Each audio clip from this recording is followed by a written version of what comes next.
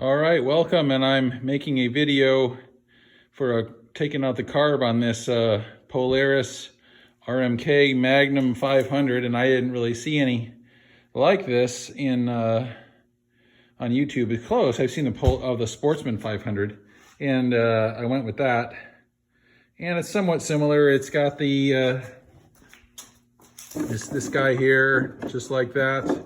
I took that piece off with the two screws, these two guys here, and then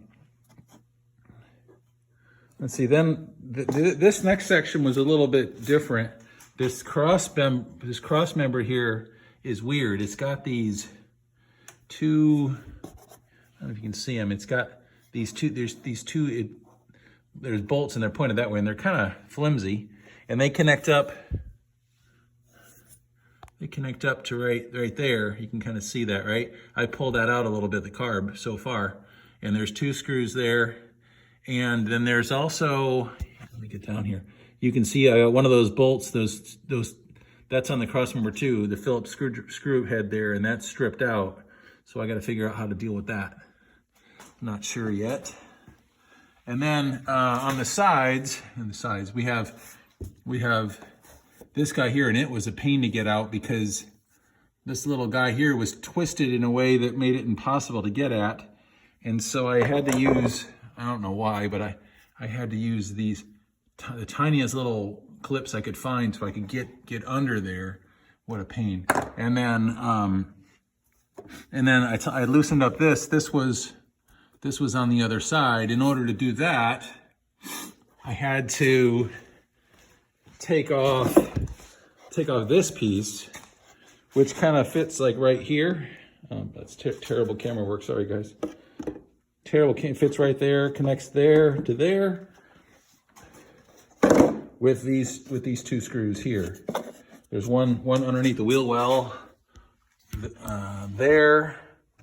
Let me see if I can see it. Underneath the wheel well. Yeah, there, and then it connects up here.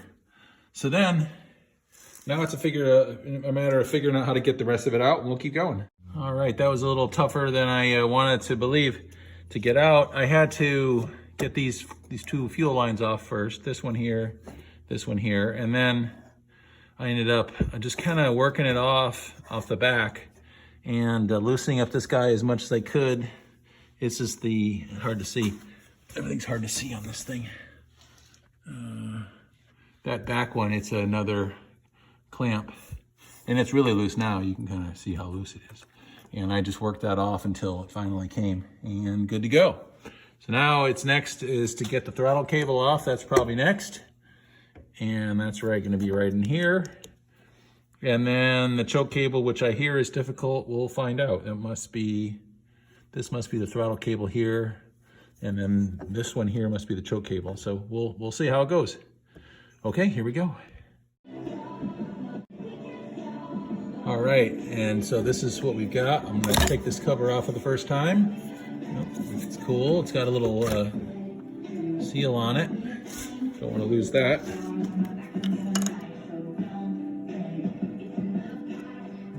Doesn't quite work. Perfect. All right, and here is our little, nice to know I had an idle switch there. Didn't know about that. Okay, and then we're gonna take this throttle cable off, which isn't quite the same as the one that they told me about. Well, maybe it is. It's got the little hole there, okay. All right, let's give it a go.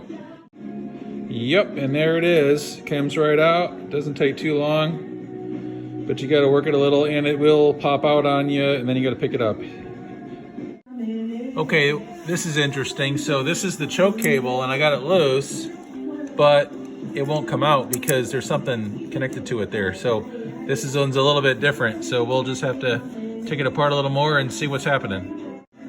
Okay, my friends, I found that I have these ultra tiny pair of vice grips, and that worked okay for that choke cable. And what I was doing wrong is I was taking off the wrong one. It was real tight in there. It was right in this spot right here, this guy here. And yeah, really tight. And these are the smallest pair of vice grips I've ever seen. Like, look at, you got these, you got a regular size pair, and you got the medium, you know? So you got Tiny Tim here, and I used Old Tiny, and it did the job. Okay, this is the screw that was giving me the hard time here, and it's pretty well stripped out. I also wanted to kind of understand the orientation of this guy to see how it's connected before I take it off. Okay. All right, so we got little snippets of video here. So then first thing first, I'm gonna put this cable back on, the choke cable, and then we're gonna work on the throttle cable, which is gonna be somewhere around here. Oh, there it is, right there.